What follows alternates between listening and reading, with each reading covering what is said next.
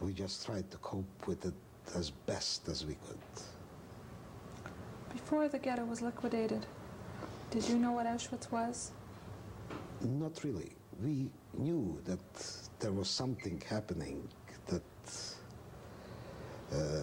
we heard of exterminations, we heard of liquidations, but I never believed that what would happen after we land there. This was not, there weren't too many, although some Jews did know because they listened, there were hidden radios and they knew something about it. But most of the people were kind of kept in the dark, and we didn't know that that kind of thing can exist to that extent.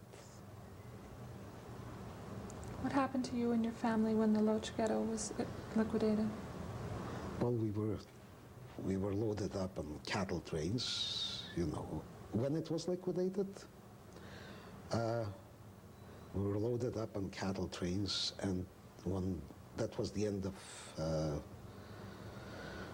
July 1944, last day, I think, and we were sent to Auschwitz. Actually, we were sent to Birkenau. And what did your family talk about on the train?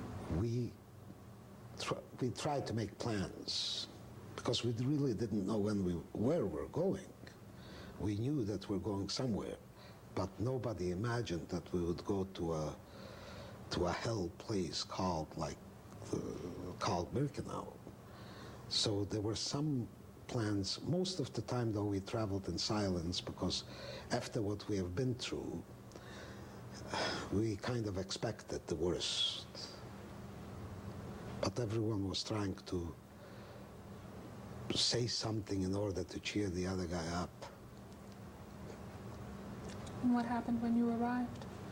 Well, when we arrived at the famous square with the Arbeit macht frei sign on top, and there was an orchestra playing, Wagner, no more nor less. And my mother and sister were immediately separated from us. In other words, as we unloaded the train,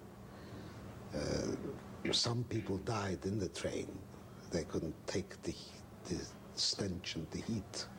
We only traveled for about 10 or 12 hours, but it was terrible. And when my mother and sister were separated, and my father and the three sons, including me, went to the other side. This was the separation process. It was not a selection. After that, they lined up. I never saw my mother again or my sister. From what I understand, my sister lived through the war, and she died in 1945 around May 15 or thereabouts in Bergen-Belsen. But she has a separate grave that I know. My brother visited the grave. And your mother? My mother was exterminated in Auschwitz.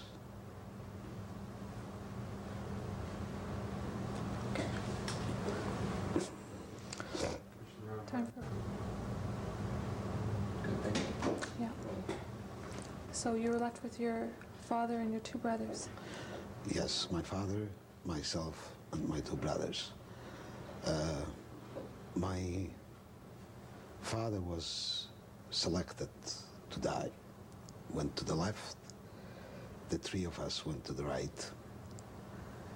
And I never saw my father again, of course.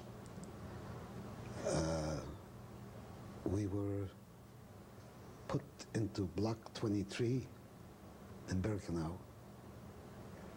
and there was an immediate stripping of everything we possess.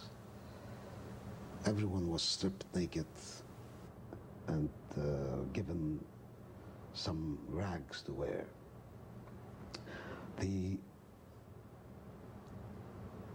selection continued. Some people were taken out of illness, some were taken out because of age, some were just taken out indiscriminately because of certain things. They didn't look right.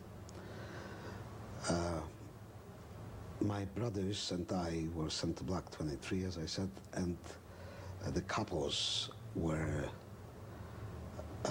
actually very mean, terrible beatings, immediate beatings. Everyone was beaten indiscriminately for no good reason. The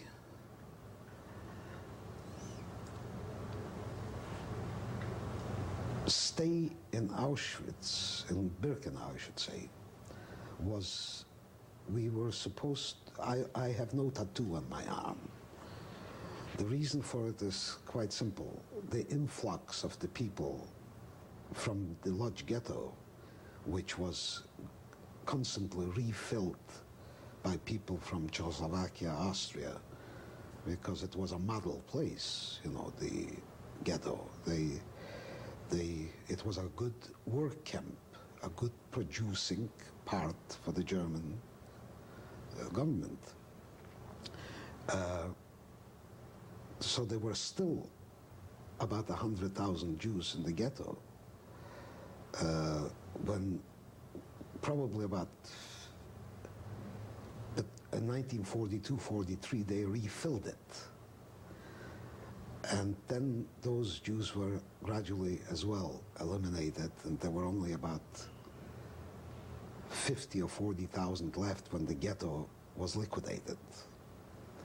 Now those people were sent to Auschwitz, and as I mentioned, the selection, etc.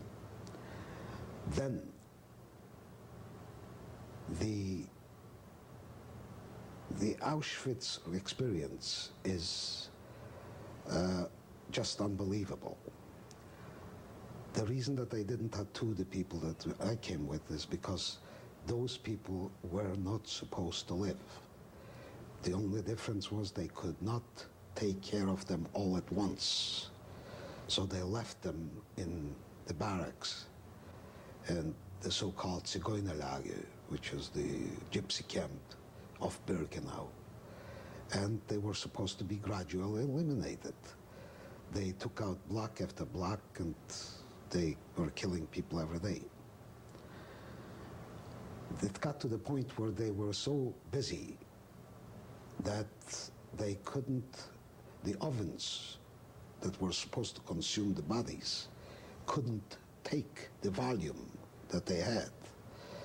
I saw it personally, that they took the old logs from rails and piled up bodies, a layer of logs and a layer of bodies, and then a layer of logs and bodies again, stacked them up about 2 stories high, put some naphtha on top of it. Those were greasy anyway, those logs from the engines, and they lit this up in order to dispose of the bodies faster. Now, that was basically the experience of the next 3 weeks in Auschwitz. Suddenly, a requisition came in from the SS to send, they said 20,000 people to Lerchen, a camp in Silesia, which is not too far from Gross-Rosen, a small camp. And they needed 20,000 people for that particular camp.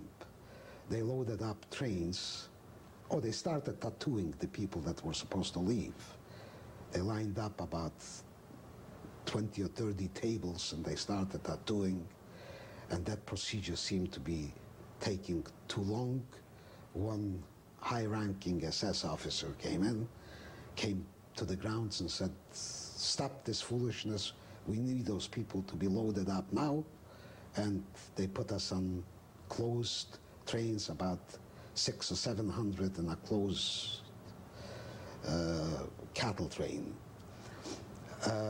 They had 2 or 3 trains like this going. I don't know how big the trains were, but from what I understand, they must have sent about 40,000 people. And only about 18,000 arrived. The rest were dead in the wagons, in the cattle trains. Were both of your brothers with you? My both brothers were with me, and we had to defend ourselves from dying, because when they closed the wagons, they threw in about 50 loaves of bread inside, no other, just breads. And 60 or 70 people were trampled immediately, because they didn't just give it everyone to divide it, to everyone a quarter.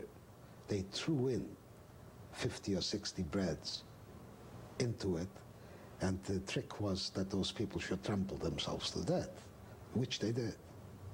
They didn't disappoint them. How did you and your brothers survive? We formed a wall against ourselves. I was with my middle brother was not alive anymore. What happened to him?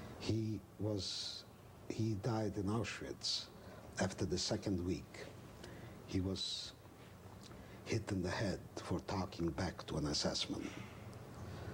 And he didn't die immediately. From what I understand, he was taken, when he talked back, he was hit. He was taken to the hospital. And then